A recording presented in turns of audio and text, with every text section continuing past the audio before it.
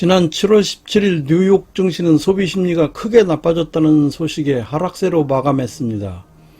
또한 19일에는 다우지수가 725포인트가 넘게 폭락했습니다. 소비자들의 경기 체감도와 소비 의향을 보여주는 미시간대의 7월 소비자 심리지수는 78.1을 기록해 5개월 만에 최저로 내려왔습니다. 전세계 코로나 바이러스 델타 변이 확산에 따른 재봉쇄 우려와 인플레이션 상승에 따라 투자 심리가 악화하면서 경기 회복에 대한 소비자들의 확신이 낮아져 지갑을 열겠다는 소비자가 줄었다는 의미입니다. 더구나 물가가 오르고 근로자들의 임금 인상 요구가 이어지면 기업들은 고용을 줄이거나 산출량을 줄이는 등 스태그플레이션의 징후가 나타날 수도 있습니다. 먼저 물가 상승률을 보면 상당히 가파릅니다. 6월 소비자 물가 상승률은 지난 3월 2.6%에서 5.4%로 올랐습니다. 지난 2008년 8월에 기록했던 5.4% 이후 최고치였습니다. 일시적 외부 충격이나 계절에 따라 물가 변동이 심한 식품 및 에너지를 제외한 근원 소비자 물가 지수 코어 CPI도 지난 3월 1.6%에서 4.5%로 올랐습니다. 이는 1990년 이후 최고치입니다. CPI 구성 요소 중 주거비는 33%로 큰 비중을 차지하기 때문에 인플레이션 압력도 심화되고 있습니다. 미국의 주택도 우리나라처럼 낮은 대출 이자 속에서 구매 심리가 강해져 가격이 오르고 있습니다. 연준이 작년에 코로나19 충격이 왔을 때 집값이 폭락하지 않도록 매월 400억 달러씩 풀어 모기지 채권을 매수함으로써 금리를 낮췄기 때문이죠. 지난 4월 미국의 주택가격은 14.6%나 올라 34년 만에 최대폭으로 상승했어요. 그래서 주택담보대출 금리에 직접 영향을 주는 MBS 매입부터 축소해야 한다는 의견이 나오고 있습니다. 기대 물가를 가장 잘 보여주는 것이 기대 인플레이션 BEI인데 지난 5월 중순에 비해 다소 안정적인 모습을 보이고는 있지만 2.33%로 여전히 높은 수준입니다. 어쨌든 실제 물가와 기대 물가 모두 오르고 있다는 것은 분명한 사실입니다. 그럼에도 불구하고 파월 연준 의장은 여전히 인플레이션은 일시적인 현상이라고 말해왔죠. 그렇지만 시장을 들썩이게 한 물가에 대한 인식에 대해 레리 서머스 교수는 연준은 무사안이라다, 위기를 초래할 수 있다, 인플레이션 위험을 매우 심각하게 다뤄야 한다 라고 촉구했습니다. 닥터 둠으로 불리는 누리엘 루비니 교수도 1970년대 스타일의 스태그플레이션이 올 위험이 더 커졌다고 경고했습니다. 이어 세계 최대 자산운용사인 블랙록 CEO 레리 핑크까지 인플레이션이 우려된다, 인플레이션이 일시적이 아니라고 생각한다며 파월의 대응이 지나치게 아니하다고 강력하게 비판하고 있습니다. 파월은 인플레이션 상승 속도가 예상보다 빠르지만 이는 일시적인 현상일 뿐 경제 상황이 초완화적인 현재 통화정책을 바꿀 때는 아니라고 합니다. 다만 인플레이션이 불편한 수준에서 움직이고 있다는 데는 동의했습니다. 옐런 장관도 여러 달 더 급격한 인플레이션이 올 것으로 생각한다. 그러나 중기적으로 물가 상승률이 정상 수준을 향해 다시 내려오는 것을 목격하게 될 것이라고 자신했습니다. 노벨 경제학상 수상자인 폴 크루크먼 뉴욕 시립대 교수는 1970년대식 인플레이션은 없다 라고 여러 차례 언급했습니다. 이어 인플레이션 공포가 이미 죽었다 라는 글을 뉴욕타임즈에 기고했죠.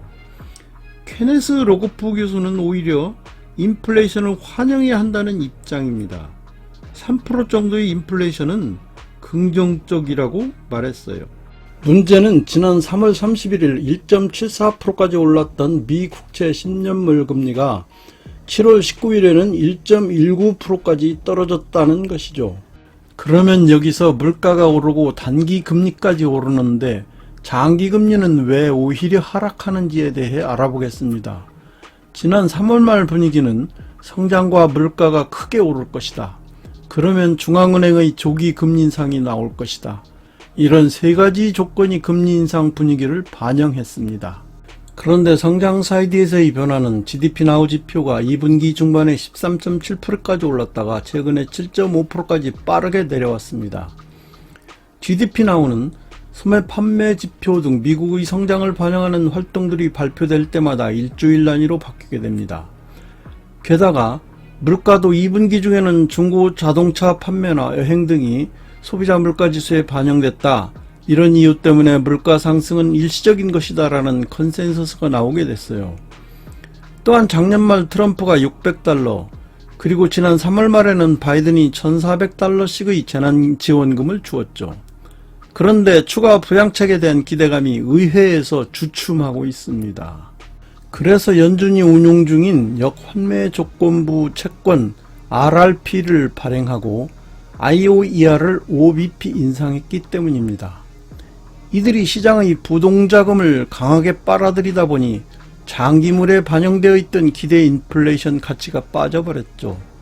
그래서 단기금리가 상승하는 상황에서 오히려 장기금리는 하락하는 기현상을 만들게 된 것입니다. 지금 물가가 아무리 올라도 심지어 금리가 급락해도 연준은 월 1200억 달러를 공급하고 있죠. 기축통화는 가장 많은 사람이 쓰는 화폐여야만 합니다. 그런데 그 돈이 적절하게 쓰여지지 못하면 달러 가치는 떨어지고 물가만 자극하게 되죠. 그래서 미국 내에서 인프라 건설에 막대한 달러를 투입하고 이를 계기로 삼아 미국식 1:1로 즉 2035년까지 40달러 이상을 개발도상국 인프라에 투자하는 더 나은 세계 재건 B3W까지 확장하기로 했죠. 하지만 미국 내 인프라 투자 법안이 의회에서 막혀 있습니다.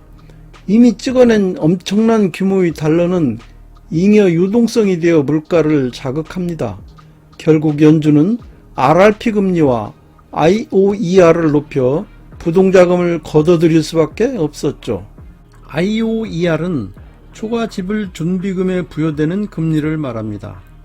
규정된 가이드라인보다 더 많은 돈을 중앙은행에 예치했을 때 그것을 초과 지불 준비금이라 하고 그 초과 지불 준비금에 금리를 얹어주겠다는 것이 바로 IOER입니다. 그림의 신용창조 과정에서 보는 바와 같이 본원통화 10억 원이 모두 시중에 풀렸다고 가정할 때 지급준비율을 10%로 지정했다면 10억 원 나누기 0.1은 100억 원이라는 돈이 시중에 최종적으로 풀릴 수 있습니다.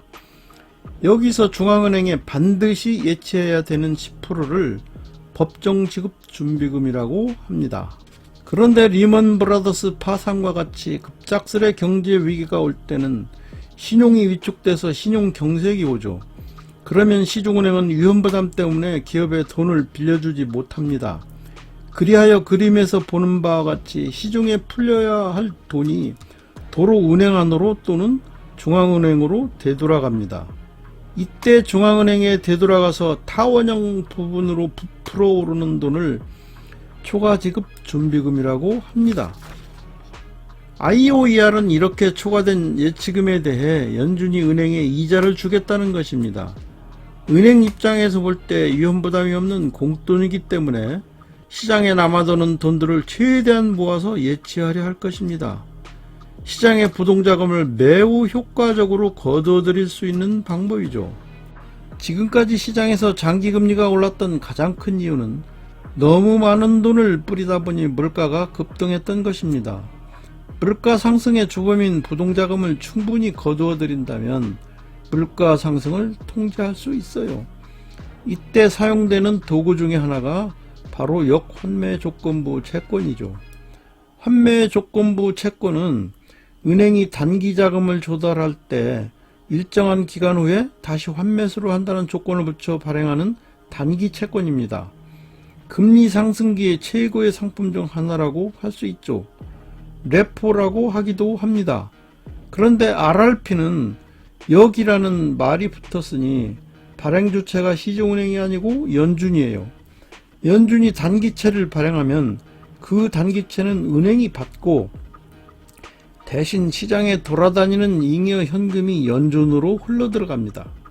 실제로 지난 몇 달 동안 거의 가동되지 않았던 오버나잇 영레포 자금 유입이 급증하기 시작했습니다. 5월 28일 금요일 하루에만 3,690억 달러, 5월 31일 다시 3,949억 달러까지 빠르게 증가했죠. FED는 작년 6월부터 매달 1,200억 달러씩 채권을 매입하여 시장에 유동성을 공급해왔습니다. 그런데 여기서 지난번에 장기금리가 상승하면 중국에 타격을 가할 수 있다고 설명했는데 굳이 미국이 장기금리를 하락시키는 이유를 알아봐야겠습니다. 미국의 금리가 올라가면 중국이 발작을 일으키는 이유는 부채 때문이죠. 그림에서 보는 바와 같이 중국은 금융위기 때보다 전체 GDP 대비 부채가 20%에서 30% 늘어났습니다. 금리 상승 쇼크에 더 취약할 수밖에 없죠.